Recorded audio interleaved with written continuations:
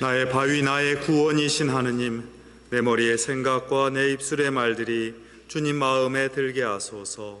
아멘.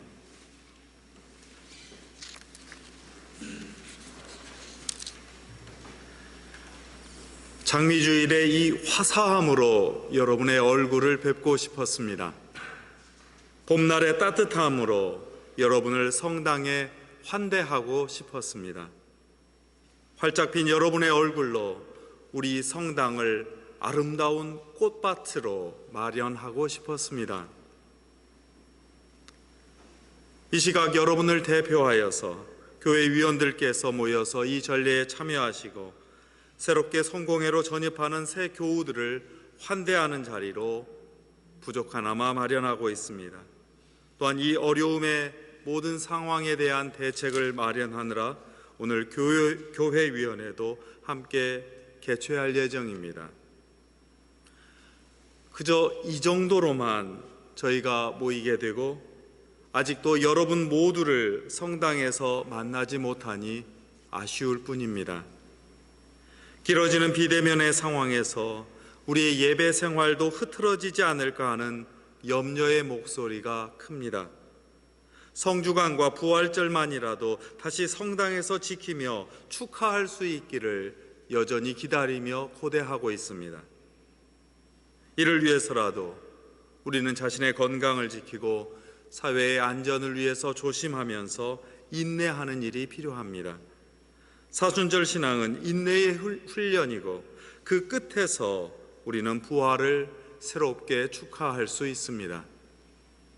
오늘 주교님과 사목당 그리고 제가 이렇게 화사한 장미 색깔로 여러분을 만나고 있습니다. 우리는 사순사주일을 장미주일이라고 부르기도 합니다. 참회와 절제의 절기 중간에 왜 이런 화려한 기쁨의 색깔을 나누게 되었을까요? 그 연유를 다시 한번 새겼으면 좋겠습니다. 예전에 사순절은 매우 혹독한 신앙의 훈련 시간이었습니다.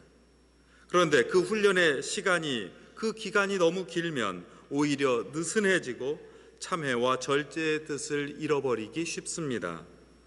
그 때문에 우리가 곧 맞이하게 될 그 기쁨을 다시 한번 되새기고 힘을 내라는 의미로 교회 전통은 장미주일을 마련했습니다. 지금과 같은 전례 독서가 개정되기 전에 사순사주일인 오늘의 복음은 빵 5덩이와 물고기 2마리로 배고픈 사람을 넉넉하게 먹이셨던 오병이어의 기적 이야기를 담았습니다. 배고픈 사람에게 기쁨이 넘치는 시간이었습니다. 그래서 오늘 장미주일의 원래 이름은 라에타라의 즐거움의 주일이었습니다. 그렇다면 왜 장미주일이 이 색깔이 또 되었을까요? 그리스 로마 신화를 보면 지배자로서 인간 위에 군림하던 신들은 화려한 장미로 엮어서 자신의 머리에 쓰고 자신을 뽐냈습니다. 그런데 그리스도교 신앙은 이 권력자들의 신화를 아예 뒤집었습니다. 장미를 억압당하고 박해받는 순교자들의 관으로 바꾸어 씌웠습니다. 가시관 쓰신 예수님을 따라 순교자들도 가시 찔리는 고난이 있었으나 그 신앙은 아름답고 향기롭다는 뜻이었습니다.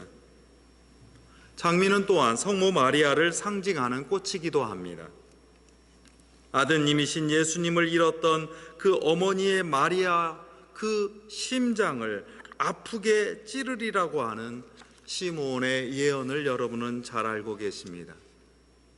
이 장미주일은 우리가 삶에서 겪는 고통과 아픔, 그 인내와 희망 속에서 오히려 새로운 기쁨이 신앙이 자라난다는 사실을 되새겨주고 있습니다. 여전히 감염증의 고통 속에 있는 세계에서 우리가 서로 연결되어 있다는 점을 발견합니다. 정치적 포갑 아래서 신음하면서 절규하는 그 미얀마 국민들의 처지가 우리와 다르지 않았다는 사실을 확인합니다.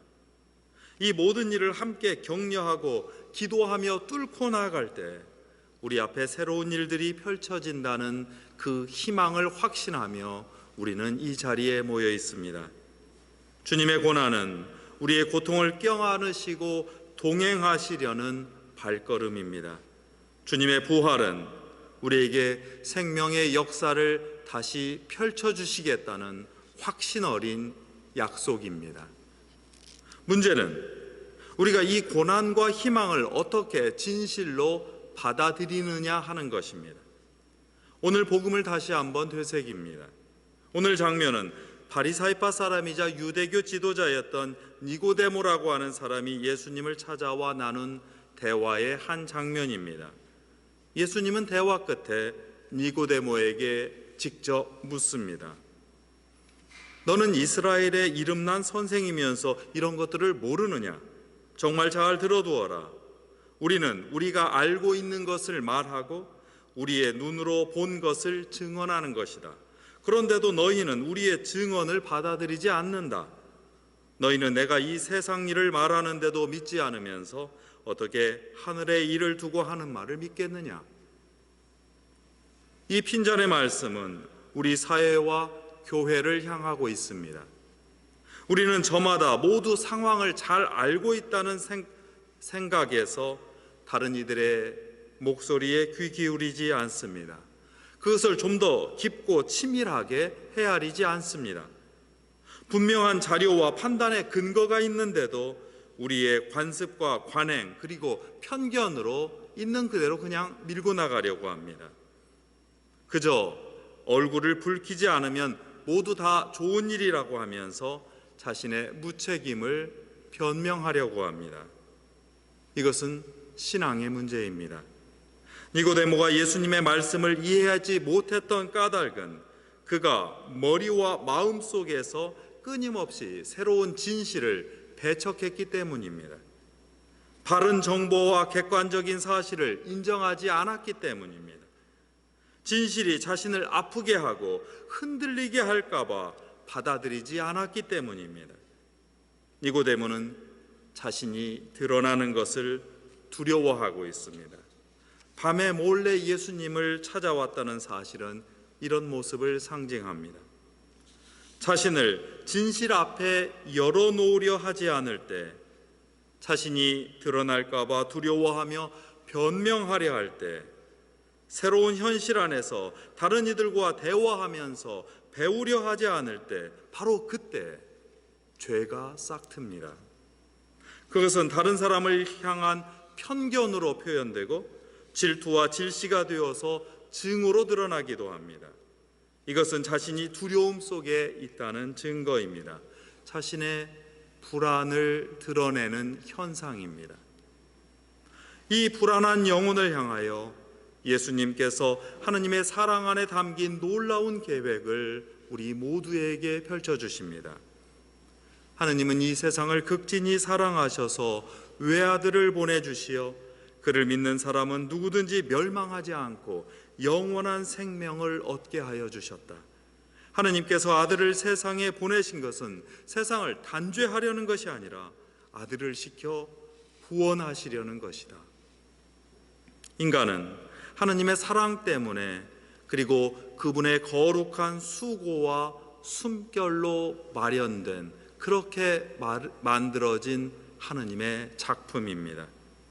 이 사랑을 기억하시는 하느님께서는 우리 인간의 실패가 반복되어도 그것을 마음에 두지 않으시고 늘 구원의 손길을 펼쳐주십니다.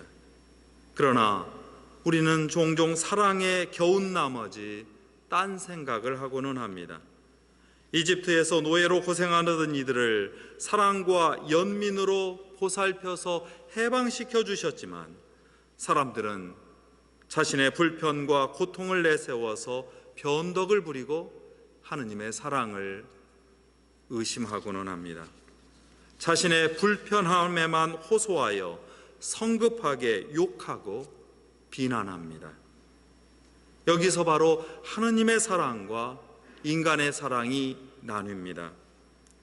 히포의 주교였던 어거스틴 성인은 두 가지 사랑의 분열을 안타까워하면서 이렇게 비교하고 우리의 사랑을 식별하라고 재촉했습니다. 사랑에는 두 가지가 있습니다. 하나는 거룩하고 다른 하나는 불순하다. 하나는 사회를 품는 사랑이요, 다른 하나는 사사로운 사랑이다. 하나는 높은 도성을 향하는 탓에 공동의 선을 생각하지만 다른 하나는 오만하여서 공동선마저도 자기 개인의 것으로 만든다. 하나는 평화롭지만 다른 하나는 비난하고 반역한다. 하나는 진리에서 멀어진 인간들의 칭송보다는 진리를 더욱더 바라고 얻고자 하지만 다른 하나는 어떻게든 자신의 칭송을 얻으려고 욕심을 부린다. 하나는 벗이 되고자 하지만 다른 하나는 질시한다. 하나는 자기에게 바라는 대로 남에게도 베풀어 주지만 다른 하나는 남에게 자신에게 복종하려고 강요한다. 하나는 이웃의 선을 위해서 권위를 행사하지만 다른 하나는 자신의 이익을 위해서 권력을 휘두른다.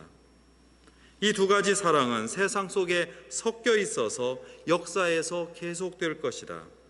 그리고 마지막 심판이 그것을 가를 것이다. 어거스틴 성인은 지금 우리의 사랑이 어디에 기울었는지를 묻고 있습니다. 신앙심도 자칫 자신을 향한 좁고 인색한 이기심이 되기 쉽습니다. 세상의 종교가 이를 조장하는 일이 아주 빈번합니다. 여전히 많은 종교가 자신을 향한 축복을 우선순위로 가르치기 때문입니다. 사회의 정의와 자신의 축복을 분리하면 하느님께서 창조 때에 마련하여서 우리에게 숨결처럼 불어넣어 주신 넓고 깊은 사랑은 인색하고 고약한 자기 사랑이 되고 맙니다. 사회와 개인을 분리하면 종교의 가르침이 딴 곳으로 나가고 오히려 사회에 해악을 끼치는 사교 집단이 되고 맙니다. 이처럼 분열된 사랑이 만드는 단죄와 심판을 거두시려고 예수님은 인간의 고뇌의 극치인 그 엄청난 고난을 몸소 겪으셨습니다. 무책임한 정치 권력이 그를 십자가에 높이 매달았고 부도덕한 종교 권력이 그분을 조롱했지만 이를 견뎌내셨습니다. 이 고난은 축복의 결핍이 아닙니다. 오히려 그 고통의 땀과 상처의 피가 새로운 삶의 새싹을 틔웠습니다. 춥고 어두운 땅에 갇혀있던 씨앗이 이 봄의 빛과 생명으로 돋아나게 하셨습니다. 사순절 여정은 우리의 시선과 삶의 방향을 돌리는 일입니다. 우리는 이제 눈을 돌려서 높이 매달린 예수님의 고난을 바라봅니다. 우리의 귀를 돌려서 세상 곳곳에 퍼진 고통을 목격하고 그 신음소리를 듣습니다. 우리는 하느님의 사랑으로 빚어진 하느님의 작품입니다. 그 작품인 우리 인간이 고통에 안타까워하시며 하느님께서 먼저 구원의 손길을, 구원의 선물을 우리에게 건네시고 계십니다. 우리는 이 손길에 응답하여서 우리 자신도 하느님의 사랑의 작품인 이웃들에게 사랑의 눈길과 선물을 건네라는 그 말씀과 당부를 듣습니다. 우리 역시 누군가에게 선물이 되라는 부르심입니다. 오직 이 사랑만이 우리를 구원합니다. 바울로 성인의 말씀을 기억해 주십시오. 하느님께서는 우리에게 자비를 베푸셨습니다. 사랑과 구원은 하느님의 선물입니다. 사람의 업적과 공로로 이룬 것이 아닙니다. 그러니 누구도 자기 자랑을 할 수 없습니다. 우리는 모두 하느님의 작품입니다. 부끄러움 없이 하느님 앞에 우리 자신을 드러내고 선한 생활을 하도록 그리스도 예수를 통하여 창조하신 새롭고 놀랍고 아름다운 작품입니다. 여러분은 다른 이들을 그리고 하느님을 사랑하도록 만들어진 하느님의 거룩한 작품입니다. 오직 이 인식과 이 깨달음과 이 사랑만이 우리를 구원합니다. 성부와 성자와 성령의 이름으로 하였나이다. 아멘.